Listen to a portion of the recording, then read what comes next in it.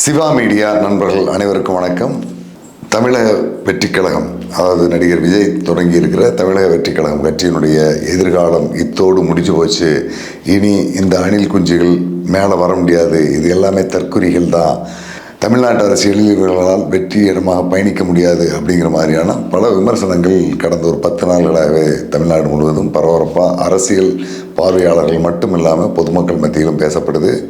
எளிய நிலையில் இருக்கக்கூடிய அந்த பாதிப்புக்குள்ளான குடும்பம் மட்டுமல்லாமல் தமிழ்நாடு முழுவதும் இருக்கக்கூடிய கீழ்நிலையில் இருக்கிற மக்கள் எல்லாருமே இதற்கு பின்னால் ஒரு சூழ்ச்சி இருக்குது, அரசியல் சதி இருக்குது அப்படிங்கிற மாதிரியான ஒரு மனநிலையில் தான் இன்னும் பேசிகிட்டு இருக்காங்க. ஆனால் வெளிப்படையாக ஊடகங்கள் சார்ந்தும் காவல்துறை சார்ந்தும் பொதுமக்களிடமும் விசாரித்த வகையில் அதில் எதுவும் சூழ்ச்சியோ அல்லது உள்நோக்கத்தோடு நடந்த நிகழ்வோ இருப்பதாக தெரியல. முழுக்க சந்தர்ப்ப சூழ்நிலையினால் மக்களினுடைய அளவுக்கு அதிகமான எண்ணிக்கை கட்டுப்படுத்த முடியாத நெரிசல் காரணமாக தான் அந்த விபத்து நடத்திருக்கிறது வெளிப்படையாக எல்லாருக்குமே தெரியுது. இதை தமிழ்நாடு அரசு ஒரு விதமாக அணுகினாங்க. அதாவது முதல்ல உயிரிழப்பு அப்படின்னு சொன்ன உடனே எண்ணிக்கை 41 தொடுவதற்கு முன்பாகவே உயிரிழந்தவர்களுக்கு 10 லட்ச ரூபா அப்படின்னு ஒரு பாலிசியை கொடுத்து அறிவிச்சிட்டாங்க. அடுத்த 2 நாளுக்கு பிறகு விஜய் 20 லட்சம் அறிவித்தார். இன்னும் அந்த தொகை போய் சேரல. கிட்டத்தட்ட இப்போ உயிரிழந்த ஒவ்வொருவருடைய குடும்பத்துக்கும் சற்றேறக்குறைய 40 லட்ச ரூபா இழப்பீடு கிடைக்கிற அளவுக்கு எல்லா அரசியல் கட்சிகளும் இதில் தங்களுடைய அனுதாபத்தை கொடுத்து ஓட்டை பெறுவதற்கான ஒரு முயற்சியில் இறங்கியிருக்காங்க.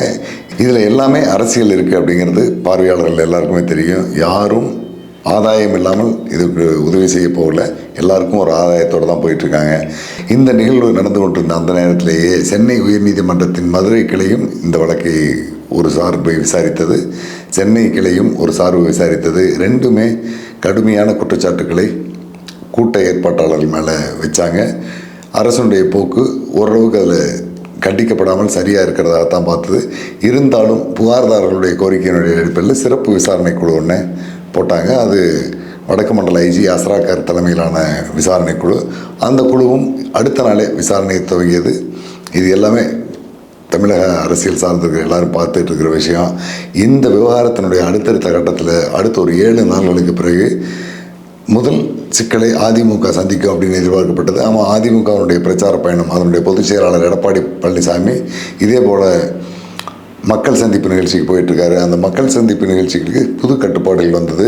அதாவது சாலையோரங்களில் சந்திப்பு இல்லை அப்படிங்கிற அந்த சூழல் வந்தோடனே அதை எந்த விதமான பிரச்சனையும் இல்லாமல் எடப்பாடி பழனிசாமி எடுத்துக்கிட்டு நாமக்கல், திருச்செங்கோடு போன்ற பகுதியில் எல்லாமே பட்டா நிலத்தில் ஊருக்கு ஒதுக்குப்புறமாக இருக்கக்கூடிய இடங்களில் கூட்டத்தை போட்டு அங்கிருந்து பேசிட்டு அவர் தொடர்ந்து போயிட்டுருக்காரு.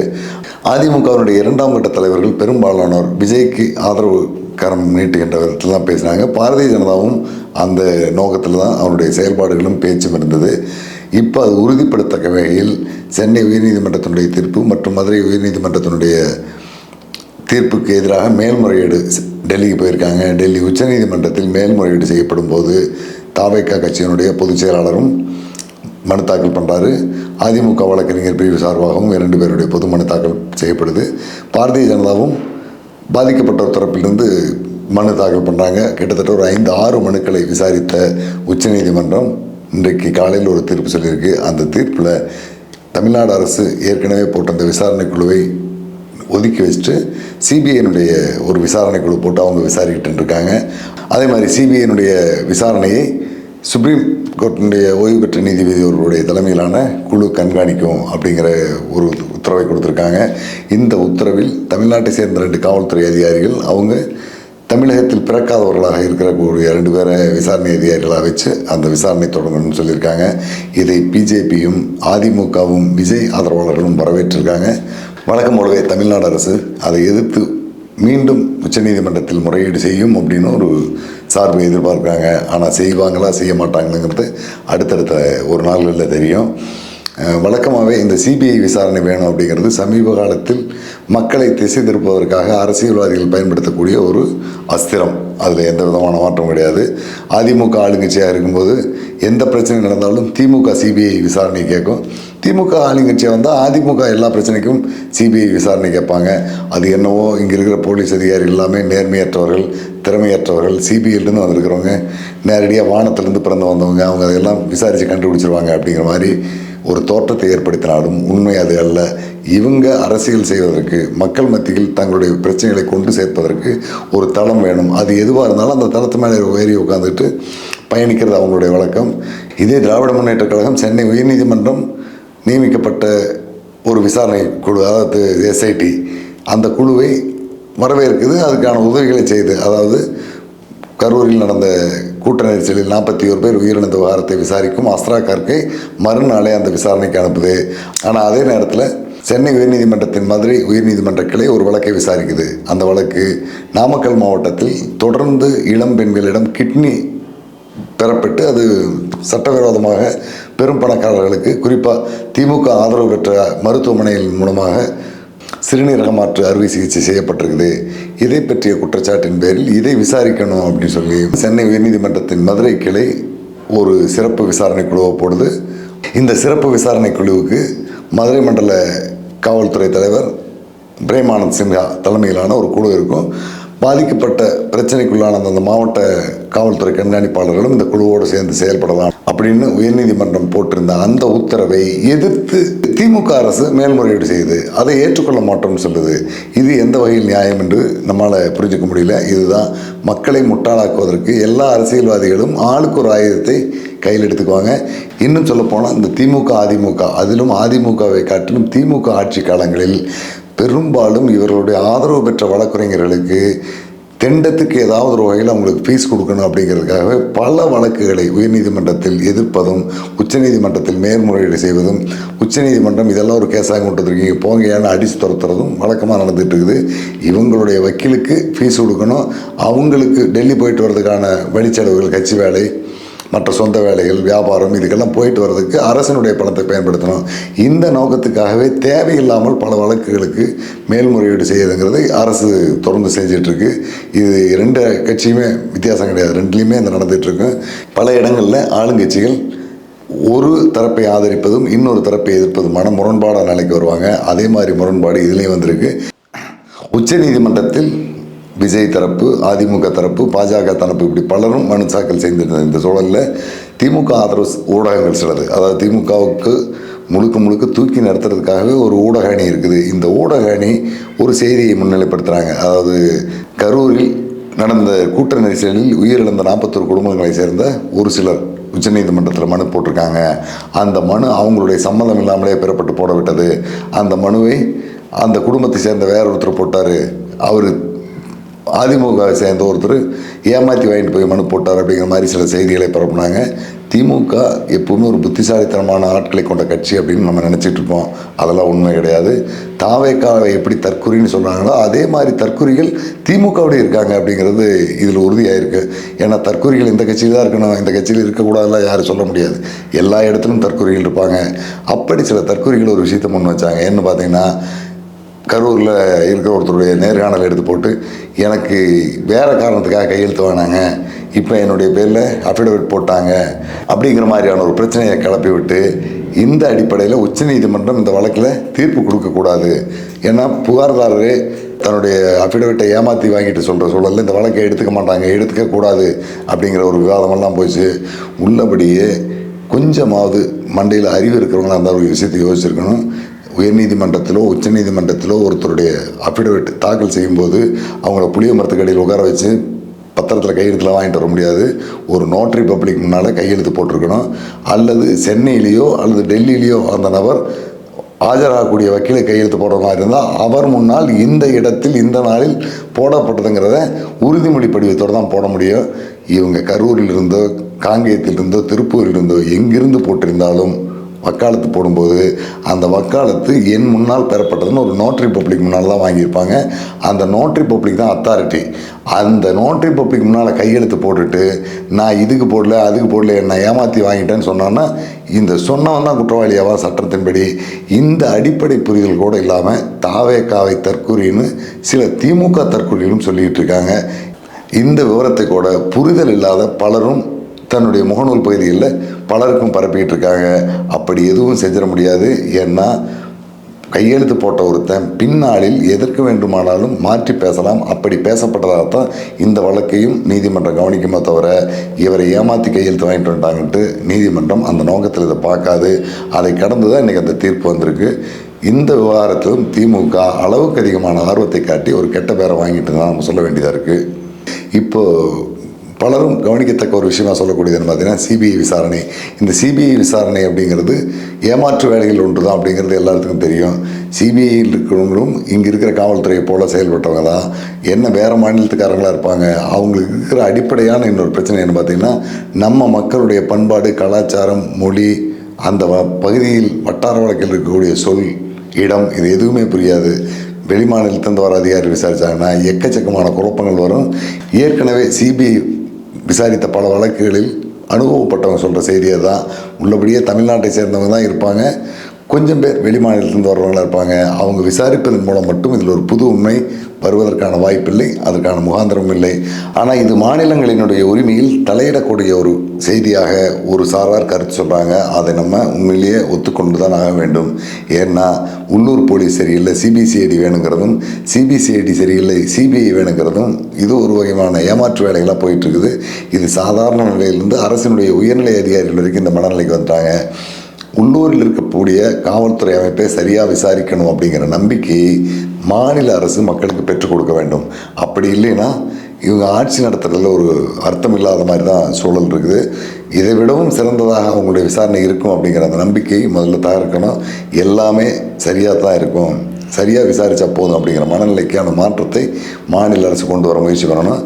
அதே நேரத்தில் மத்திய அரசும் மாநில அரசுடைய அனுமதியோடு தான் சிபிஐ விசாரணையை உள்ளே கொண்டு வரணும் அப்படிங்கிறதெல்லாம் சில அரசியல் வல்லுநர்கள் பல கட்ட ஆய்வுக்கு பிறகு சொல்கிறாங்க. அதை முறையாக கடைபிடிக்கணும்.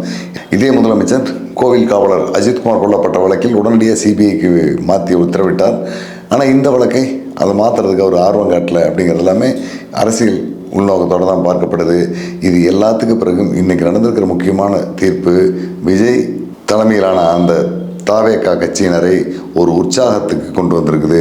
ஏற்கனவே 15 நாள்களாக சோர்ந்து போய் உட்கார்ந்துருந்தவங்க அடுத்து என்ன செய்கிறதுன்னு தெரியாமல் தலைமறைவாகவும் செல்ஃபோன் ஆஃப் பண்ணி வச்சுட்டு இருந்தவங்களுக்குள்ள ஒரு உற்சாகத்தை கொடுக்கக்கூடிய தீர்ப்பாக வந்திருக்குது. இந்த தீர்ப்பு தமிழக வெற்றி கழகம் மட்டும் பெற்ற தீர்ப்பாக நம்ம சொல்லிட முடியாது. அதுக்கு உறுதுணையாக அதிமுக, பாரதிய ஜனதா இருந்திருக்குது அப்படிங்கிறது எல்லாமே வெளிப்படையான உண்மை. இந்த 3 கட்சியும் சேர்ந்து ஒரு திட்டமிட்டத்தினோடு தான் இந்த தீர்ப்பை வாங்கியிருக்காங்க. இது சோர்ந்து போயிருக்கிற தாவேகா தொண்டர்களை உற்சாகப்படுத்தும். அதே நேரத்தில் நம்ம தனியாக போய் எந்த விவகாரத்துலையும் சிக்கக்கூடாது, பக்கத்தில் யாராவது 2 பேருடைய பலம் வேணும் அப்படிங்கிற மனநிலைக்கு அவங்க வந்திருக்கிறதா தெரியுது. இன்னொரு தரப்பில் பார்த்திங்கன்னா இப்போ திமுக ஆகட்டும், மற்ற அவருடைய கூட்டணி கட்சிகளாகட்டும், அரசியல் பார்வையாளர்களாகட்டும், எல்லாருமே விஜய் அப்படிங்கிற இந்த நபரை பின்னால் இருந்து இயக்குவது பாரதிய ஜனதா தான் அப்படிங்கிறது ஓரளவுக்கு அனுமானிச்சிருக்காங்க. உண்மையும் அதுதான் அப்படின்னு நம்ம நம்ப வேண்டியதாக இருக்குது. ஏன்னா திமுகவை காலி பண்ணணும் அப்படிங்கிற ஒரே ஒரு அஜெண்டாவை மட்டும்தான் பாரதிய ஜனதா கையில் எடுத்திருக்குது. அதுக்கு எதிராக எவ்வளோ பேரை உருவாக்க முடியுமோ அவ்வளவு பேரையும் உருவாக்கிட்டு இருக்குது. குறிப்பாக அதிமுகவிலிருந்து பலரை பிரித்து தன்னுடைய ஆதரவாளர்களாக மாற்றிச்சு. அதுக்கு பிறகு அதிமுகவை தன்னுடைய ஆதரவாளராக மாற்று. இப்போ விஜயும் தன்னுடைய ஆதரவாளராக கொண்டு வரதில் கிட்டத்தட்ட வெற்றி பெற்றிருக்குது. அடுத்த கட்டமாக அங்கிருந்து வரக்கூடிய அந்த உத்தரவு, அதாவது மத்திய அரசினுடைய நேரடி உத்தரவு அல்லது அதனுடைய ஏஜென்சி உத்தரவு அல்லது மத்திய அரசுக்கு ஆதரவளிக்கக்கூடிய விளம்பர கம்பெனிகள், வியாபாரிகள், ஆதரவாளர்கள், முதலீட்டாளர்கள், இப்படி பலர் இருப்பாங்க. யாராவது ஒருவர் மூலமாக விஜயனுடைய பாதையை அதிமுக பக்கம் திருப்புவாங்க அப்படிங்கிறது உறுதியான நிலையில் இருக்குது. அதே மாதிரி அதிமுகவில் இருக்கக்கூடியவங்களுடைய பெரும்பாலானவருடைய மனநிலையும் திமுகவை எதிர்ப்பதற்கு பாரதிய ஜனதாவை விடவும் விஜய் வந்தால் நமக்கு எளிமையாக இருக்கும் அப்படிங்கிற மனநிலைக்கு வந்துடுறாங்க. எடப்பாடி பழனிசாமி சொல்லாவிட்டாலும் மற்ற 2ஆம் கட்ட தலைவர் எல்லாமே விஜயை தங்கள் பக்கம் கூப்பிடுறதுக்கான வேலைகளில் இறங்கியிருக்காங்க. அது ஒரு சில இடங்களில் அறிக்கைகளாக வந்துட்டு இருக்குது. ஆனால் விஜய் அணியில் பேசுவதற்கான அத்தாரிட்டி யாரும் இல்லைங்கிறதுனால அதை பற்றி யாரும் பேசாமல் இருக்காங்க. கிட்டத்தட்ட அங்கே இருக்கிற தொண்டர்களுடைய மனநிலையும் அதுதான் இருக்குது. நம்ம இதுவரைக்கும் அரசியலுக்கு போனதில்லை, தனியாக போய் நம்மளால் நின்று வெற்றி பெற முடியுமா, அதுவும் திமுக போன்று பலம் வாய்ந்த ஒரு கட்சியிடம் நம்ம அரசியல் பண்ணி களத்தில் மேலே வர முடியுமா அப்படிங்கிறதுலாம் சந்தேகம் வந்து அதுக்கு சாத்தியம் இல்லைங்கிற மனநிலைக்கும் வந்துட்டாங்க. இப்போ நம்ம யாராவது ஒருத்தரோட பாதுகாப்பில் போய் நின்று அரசியல் பண்ணுவதற்கும், அரசியல் செய்வதற்கும், அரசியல் கற்றுக்கொள்வதற்கும், மக்களை சந்தித்து நம்மளுடைய பிரச்சனைகளை தெரிஞ்சு அதை விவாதித்துக்கு எடுத்துக்கிறதுக்கான சில அடிப்படை வேலைகளுக்கு ஒரு கட்சி தேவை அப்படிங்கிற மனநிலைக்கு வந்திருக்காங்க. அது அதிமுகவாக தான் இருக்கும் அப்படிங்கிறதுல அவங்களுக்கும் மாற்றுக்கிறது கிடையாது. ஏன்னா தமிழ்நாட்டில் இருக்கிற அரசியல் கட்சிகளில் அதிமுக மட்டும்தான் எளிய நிலையில் இருக்கிற மற்ற கட்சிக்காரனாக இருந்தாலும் கூட சேர்த்து அரவணைச்சு கூட்டிகிட்டு போவாங்க. திமுகவோ காங்கிரஸோ அந்த மாதிரியான சூழலுக்கு என்றைக்கும் வர்றதுக்கு வாய்ப்பு இருக்காது. கடந்த 30 ஆண்டு காலமாக தமிழ்நாட்டு அரசியலில் ஒவ்வொரு தேர்தல் களத்திலும் நான் நின்று வேலை செஞ்சுருக்கிறேன். ஒவ்வொரு தேர்தல் களத்தினுடைய முடிவுகளையும் ஆரம்ப நிலையும் ஓரளவுக்கு கணிச்சு வச்சுருக்கேன், பார்த்து வச்சுருக்கேன். அப்படிங்கிற அடிப்படையில் பார்த்தோம்னா ஒவ்வொரு கட்டத்திலுமே திமுக அல்லது காங்கிரஸ் கட்சியோடு கூட்டு சேர்கின்ற இந்த எளிய நிலை கட்சிகள், அதாவது விஜய் மாதிரி விஜயகாந்த் மாதிரி இருக்கிற இந்த புது கட்சி ஆட்களுக்கு அந்த கட்சி பெரிய அளவில் ஒத்துழைப்பு கொடுக்காது. திமுகவினுடைய ஒரு மாவட்ட செயலாளர் அப்படிங்கிறவர் அந்த கட்சி புதுசாக உருவாகிருக்கிற கட்சியினுடைய தேசிய தலைவர் அல்லது மாநில தலைவராக இருக்கிறவரை விடவும் இவர் தகுதி உயர்வானவராக இருப்பார். அந்த அளவில் அவர் நடத்துவார். ஆனால் அதிமுக அப்படிங்கிற அந்த கட்சி புதுசாக உருவாகிருக்கிற கட்சியினுடைய கீழ்நிலை தொண்டன் வரைக்கும் அனுசரித்து போகக்கூடிய ஒரு மனநிலையில் இருப்பாங்க. ஏன்னா இங்கே யாரும் நிரந்தர மன்னராக இருக்க முடியாது. அதிமுக மாவட்ட செயலாளர், மந்திரி, அமைப்பு செயலாளர் எல்லாமே மாறிக்கிட்டு இருப்பாங்க. அதனால் அவங்களும் அந்த தகுதி அடிப்படையில் தான் இவங்க நடத்துவாங்க. ஆனால் திமுகவினுடைய மாவட்ட செயலாளர் அப்படிங்கிறது கிட்டத்தட்ட ஒரு குட்டி சக்கரவர்த்தி மாதிரி. இவங்க தலைமை சொன்னாலே சில விஷயங்களை கேட்க மாட்டாங்க. அந்தளவுக்கு செல்வாக்குள்ளவங்க. கீழ்நிலை கட்சியிலேருந்து வர்றவனை சரியாக மதித்து அவங்களுக்கான உணர்வுகளுக்கு மதிப்பு கொடுத்து நடப்பாங்களா அப்படிங்கிறதெல்லாம் இல்லவே இல்லை. இதுதான் காலகாலமாக நடந்திருக்குது. பல பொது தேர்தலில், நாடாளுமன்ற தேர்தல், சட்டமன்ற தேர்தலையும் கட்சி கூட்டணி மாறும்போது வாக்கு வித்தியாசம் எப்படி இருக்குங்கிறத பல தேர்தலில் கணிச்சிருக்கிறேன். குறிப்பாக திமுகவுக்கு ஒரு தொகுதியில் 25,000 வாக்குகள் இருக்கும். அந்த தேர்தலில் திமுகவும் பாட்டாளி மக்கள் கட்சியும் கூட்டு சேரும். பாட்டாளி மக்கள் கட்சி அதுக்கு முந்தின தேர்தலில் அந்த தொகுதியில் 15,000 ஓட்டு வாங்கியிருப்பாங்க. அப்போ திமுகவுக்கு 25, பாமகவுக்கு 15, மொத்தம் 40,000 வாக்குகள் கிடைக்கும் அப்படிங்கிறது பெரும்பாலும் எல்லாமே நினைப்போம். ஆனால் முடிவு அப்படி இருக்காது. ரெண்டையும் சேர்த்துனா 32,000லேருந்து 35,000 வாக்குகள் தான் கிடைக்கும். ஏன்னா திமுகவுக்கும் பாமகவுக்கும் சரியான இணக்கமின்மை காரணமாக திமுகவுடைய ஓட்டுகளும் சிலது வெளியில் போகும், பாமகவுடைய ஓட்டுகளும் சிலது வெளியில் போயிடும். மொத்தத்தில் கூட்டுப்பலன் குறைவாக தான் கிடைக்கும். ஆனால் அதே தொகுதியில் அடுத்த தேர்தலில் அதிமுகவும் பாட்டாளி மக்கள் கட்சியும் கூட்டு வைப்பாங்க. அப்போ அதிமுகவுக்கு இருக்கிற அந்த 20,000 ஓட்டோட பாட்டாளி மக்கள் கட்சியினுடைய 15,000 ஓட்டு சேரும்போது 40 வரும் அப்படின்னு நம்ம நினைப்போம். ஆனால் 45,000 வரும். ஏன்னா அவங்க ரெண்டு பேரும் இணக்கமாக வேலை செய்கிறதுனுடைய வீழ்ச்சி இன்னும் கொஞ்சம் ஓட்டை உள்ளே கொண்டு வந்து சேர்த்தோம். இதுதான் யதார்த்தமான உண்மை. ஆனால் அதே நேரத்தில் காங்கிரஸ், கம்யூனிஸ்ட், திமுக இவங்க ஒவ்வொருத்தருடைய ஓட்டையும் கூட்டணும்னா சரியாக வரும். அது அவங்களுக்குள்ளே இருக்கிற ஒரு அரசியல் புரிதல், அரசியல் கட்டமைப்பு அல்லது கொள்கை சார்ந்த பிடிப்பு, இப்படி எப்படி வேணாலும் சொல்லலாம். ஏதாவது ஒரு காரணத்தினால் அவங்களுடைய ஓட்டு, அந்த ஒட்டுமொத்த ஓட்டும் சிதறாமல் வந்துடும். ஆனால் திமுகவும் பாமகவும் கூட்டு சேர்ந்தாலோ, திமுகவும் தேமுதிகவும் கூட்டு சேர்ந்தாலோ, அல்லது இந்த மாதிரி சின்ன கட்சிகள் இவங்களோட கூட்டு சேர்ந்ததுன்னா அந்த கட்சியினுடைய ஓட்டு முழுமையாக திமுகவுக்கு வராது. அது அப்படியே வெளியில் போயிடும். வெளியில் போகிறதுக்கான வேலைகளை எல்லாமே திமுகவுடைய 2ஆம் கட்ட தலைவர்களே செஞ்சு அதை வெளியில் அனுப்பிடுவாங்க. இப்படி தான் பல தேர்தல் நடந்திருக்கு. உதாரணமாக ஒன்று சொல்லணும்னா, சேலம் நாடாளுமன்ற தொகுதியில் வாழப்பாடி ராமமூர்த்தி 1998ஆம் ஆண்டு தேர்தலில் ஒரு திவாரி காங்கிரஸ் சார்பாக போட்டிடுறாரு. காங்கிரஸ்லேருந்து வெளியில் வந்து ஒரு தனி கட்சியாக போட்டிடுறாரு. அப்போ அதிமுகவோட கூட்டணி, அந்த கூட்டணியில் கிட்டத்தட்ட ஒரு 1,40,000 வாக்குகள் வித்தியாசத்தில் திமுக கூட்டணி வேட்பாளரை எதிர்த்து வெற்றி பெறாரு. வெற்றி பெற்று அவர் மத்திய பெட்ரோலியத்துறை அமைச்சராக போகிறாரு. போனதுக்கு பிறகு சேலம் மாவட்டத்தில் இருக்கிற 10 லட்சம் குடும்பங்களில் கிட்டத்தட்ட ஒரு 6 லட்சம் குடும்பங்களுக்கு இலவச எரிவாயு இணைப்பு கொடுக்குறாரு. அதாவது அந்த காலத்தில் 10,000 15,000 செலவு பண்ணி தான் கேஸ் கனெக்ஷன் வாங்கணும் அப்படிங்கிற இந்த சூழலில் சேலம் மாவட்டத்தை சேர்ந்த யாரெல்லாம் கேட்டாங்களோ அவங்களுக்கு எல்லாமே எரிவாயு இணைப்பு கொடுத்தாரு. அவ்வளவு கொடுத்தும் அடுத்த தேர்தலில் அவர் திமுக கூட்டணிக்கு வந்தார். திமுக கூட்டணிக்கு வரும்போது நிச்சயமாக வாழப்பாடி ராமமூர்த்தி இந்த தொகுதியில் ஜெயிச்சிருவார் அப்படின்னு தான் எல்லாருமே எதிர்பார்த்தாங்க. அப்போ அதிமுகவில் டிஎம் செல்வகணபதி, இப்போ எம்பியாக இருக்கிற அதே செல்வகணபதி போட்டிடுறாரு. போட்டி கடுமையாக இருக்குது. வாழப்பாடி ராமமூர்த்தியுடைய வெற்றி எளிமையானது அப்படின்னு தான் எல்லோரும் நினச்சிட்டு இருக்காங்க. ஆனால் அப்போ இருந்த பெரிய சிக்கல் என்ன பார்த்தீங்கன்னா, தேர்தலை முன்னின்று நடத்தக்கூடியவர் திமுகவுடைய மாவட்ட செயலாளர் இருந்த வீரபாண்டி ஆறுமுகம். அவர் தான் தேர்தலை முன்னின்று நடத்திட்டு இருக்காரு. தேர்தல் போகின்ற அந்த போக்க போகும்போதே வாழப்பாடியினுடைய தோல்வி உறுதி அப்படிங்கிற மாதிரியான ஒரு சூழல் உருவாயிட்டது. ஏன்னா அமைச்சர் வீரபாண்டியார் அப்போது பிரச்சாரத்துக்கு போவார். வாழப்பாடி ராமமூர்த்தி அவர் பக்கத்தில் திறந்த ஜீப்பில் போயிட்டுருப்பார். திமுக காரர் எங்கெல்லாம் நிற்கிறாங்களோ அங்கே வண்டியை நிறுத்தி பிரச்சாரம் பண்ணுவார். பக்கத்தில் பாட்டாளி மக்கள் கட்சி நிற்கும், அவங்கள கண்டுக்க மாட்டார். வாழப்பாடி ராமமூர்த்தியினுடைய திவாரி காங்கிரஸ் நிற்கும், அங்கெல்லாம் கையாடிட்டு தான் போவாங்க. இப்படி அந்த தொகுதியை ஒரு சுற்று முடிச்சுட்டு வரும்போதே வாழப்பாடி ராமமூர்த்தி வெற்றி இல்லை அப்படிங்கிற முடிவுக்கு வந்துடுது. கடைசியாக எல்லா விதமான முயற்சியும் செஞ்சு கூட கட்சிக்காரர்களுக்குள்ள இணக்கம் இல்லாமல், அதாவது பாட்டாளி மக்கள் கட்சி, திவாரி காங்கிரஸ், திமுக இந்த மூணும் கூட்டணிங்கிற பேரில் இருந்தாலும் உள்ளூர் அரசியல் தலைவர்களுடைய அணுகுமுறை சரியில்லாமல் போனதுனால கிட்டத்தட்ட 26 வாக்குகள் வித்தியாசத்தில் வாழப்பாடி ராமமூர்த்தி தோற்று போனார். இன்னும் சொல்ல போனால் வாழப்பாடி ராமமூர்த்தி ஒவ்வொரு பஞ்சாயத்து தலைவரையும் ஒவ்வொரு கிளைக்கழக செயலாளரையும் நேரில் அறிந்தவர். முழுக்க அரசியல்வாதிகளிலிருந்து ஒரு மாறுபட்ட பண்பை பெற்றவர். அவராலேயே இந்த தொகுதியில் ஜெயிக்க முடியல. ஏன்னா திமுகவுக்கும் பாமகவுக்கும் இணக்கம் இல்லாத ஒரு சூழல் என்றைக்குமே அப்படித்தான் இருக்கும்.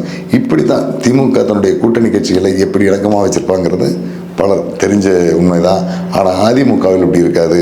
புதுசாக வரக்கூடிய எல்லாரையும் தன்னுடைய நெருங்கிய நண்பனாகவோ சகோதரனாகவோ பாவிச்சு அவனோட கைகோர்த்து பயணிப்பதை அதிமுக காரங்க வழக்கமாக வச்சுருப்பாங்க. அவங்களுக்கு உத்தரவு தலைமை தான், தலைமை சொல்கிறத மீறாமல் செயல்படக்கூடியவங்க. இதையெல்லாம் சரியாக புரிந்து விஜய் தன்னுடைய அரசியல் அடியை எடுத்து வைப்பாரானால், அதாவது இப்போ பெரும்பாலும் அதிமுகவுடைய 2ஆம் கட்ட தலைவர்களும் விஜய் தொண்டர்களும் விரும்புகிற மாதிரி அதிமுக அணிக்கு போகணும் அப்படின்னு நினச்சாருன்னா அது திமுகவுக்கு மிகப்பெரிய தோல்வியை கொடுக்கக்கூடியதாக தான் இருக்கும். திமுக என்னதான் திட்டங்களை கொண்டு வந்தாலும், என்னதான் மக்களுக்காக பாடுபடுவதாக சொன்னாலும் அதனுடைய 2ஆம் கட்ட தலைவர்கள் அப்படியெல்லாம் நடந்துக்கிறதில்ல. அவங்க முழுக்க தங்களுடைய குடும்ப நலன் சார்ந்த விவகாரங்கள் மட்டும்தான் கவனிக்கிறாங்க. அதுவும் இப்போ இருக்கிற சூழலில் ஒரு பகுதியில் 35 தொகுதியை ஒரு முன்னாள் அமைச்சரை கொடுத்துட்டாங்க. இன்னும் இருக்கிற ஒரு 190 தொகுதி இருக்குது. அந்த 190 தொகுதியை இவங்க பங்கு போட்டு பிரிக்கிறதுக்குள்ளேயே தேர்தல் முடிஞ்சிடும். அந்த நிலைமையில் தான் திமுகவுடைய உள்கட்சி நிர்வாகமும் அங்கே இருக்கிற அதிகார பகிர்வு யாருக்கு இருக்குங்கிறத பற்றிய பிரச்சனை போயிட்டுருக்குது. ஆனால் அதிமுகவில் அந்த மாதிரியான பிரச்சனைகள் இல்லை. கிட்டத்தட்ட 165 தொகுதிக்கான பிரச்சாரத்தை கடந்து இப்போ அதனுடைய பொதுச் செயலாளர் போயிட்டுருக்காரு. இந்த சூழலில் விஜய் கட்சியில் இருக்கக்கூடிய, அதாவது தாவேகாவுடைய தொண்டர்கள் பெரும்பாலானோர் அதிமுக பக்கம் நிற்கிறது தான் சரிங்கிற மனநிலையில் இருக்காங்க.